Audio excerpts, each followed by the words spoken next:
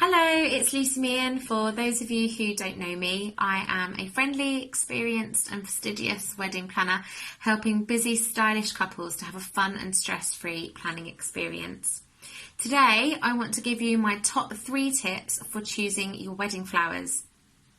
So, tip number 1, inspiration. Now, you are going to get inspiration from everything around you, from lots of different social media channels, from wedding blogs, from florist websites, from magazines. There's so much to look at and to choose from.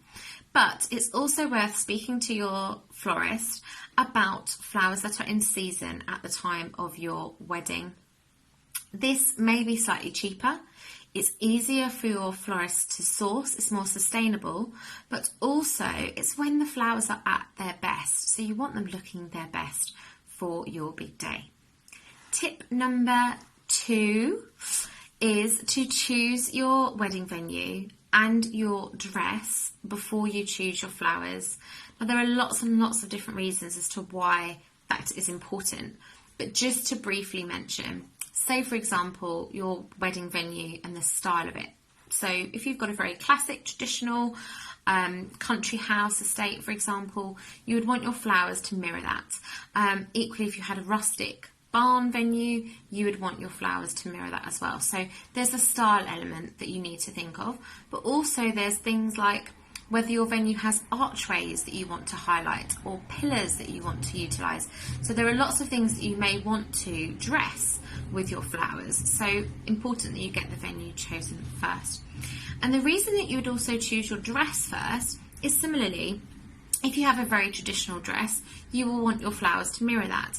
If you have a tea dress type wedding dress, then you wouldn't want a really long formal floral bouquet.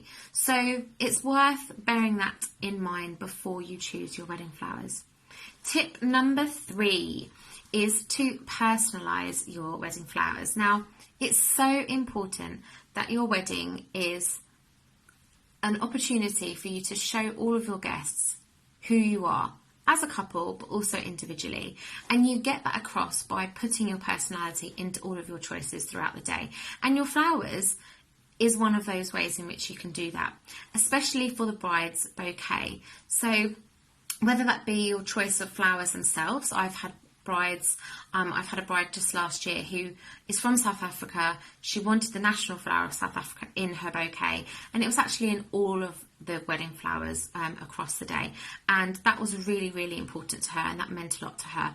I've also had brides that have had jewellery that's really meaningful, either from a relative that's passed away or a bit of material from their mother's veil or wedding dress from when she got married, and they've used that to, the florist has used that to put around the bouquet. There are lots of ways of just personalising your flowers and making them that extra bit special and making them mean so much more. So that's my top 3 tips. Tip 1, inspiration. Tip 2, choose your wedding venue and your wedding dress before you choose your wedding flowers. And tip 3, personalise it. If you need any more help with your wedding flowers, or if you've got any other questions, any other concerns regarding your wedding, then my inbox is always open and I'm always happy to help. So please do direct message me, and I hope to hear from you soon. Take care.